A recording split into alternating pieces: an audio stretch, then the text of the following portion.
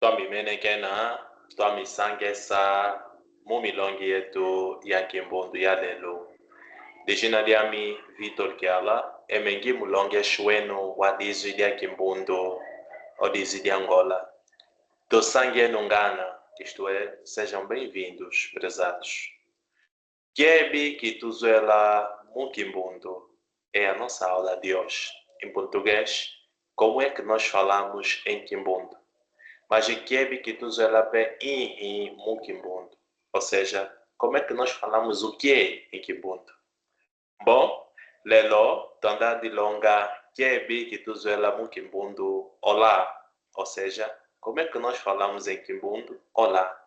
Estamos então aqui no nosso módulo 1 do nosso curso de Kimbundo, expressões do dia a dia, que foi Izuelo Yakizua Nigizua. Bom, se que for lá pé Kitangana, tu mone Kembi Kituzuela Mukimbundo, olá. Bem, existem propriamente duas maneiras para dizer olá em Kimbundo.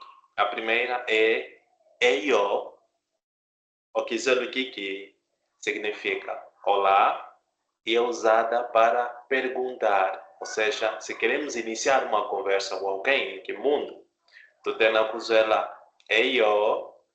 Agora, quando alguém nos saudar ou nos cumprimentar, Eyo, é tututambujila kebi. Nós respondemos como? É tututambujila emiu. Emiu. Quilombola, olá, mas para responder. Então, para que o avesadingue ou milongue, vamos então ver aqui uma conversação. O que diz essa cuco é que fica, manda, é yongana, essa é miungana, que biki wala, manda, gala que ambote, saque. Então, essa conversação mostra-nos o papel, o ato londe que essa kebi que tu cala ni zelu iade. Eu, é meu. Bom, eu tenho na pé coisa aqui que mukizua aqui. Então, o milongue a semana examo, isso é, na próxima aula, é o andar de longa que tu zoela mukimbundo como dormiu. E que canaco jimbidila. Isso é, não perca. E por outra, pode seguir as nossas redes sociais e para desenvolver a sua conversação, uma aula de cada vez. Hoje você aprendeu a como dizer olá em Kimbundo. Escreva aqui nos comentários como é que nós dizemos olá em Kimbundo para perguntar e para responder. Siga a Escola Milong para aprender línguas nacionais e faça o nosso curso de línguas nacionais, Kimbundo, Umbundo, Kikongo, Chokwe e Lingala. Entretanto, tem aí o nosso WhatsApp, sigam para mais.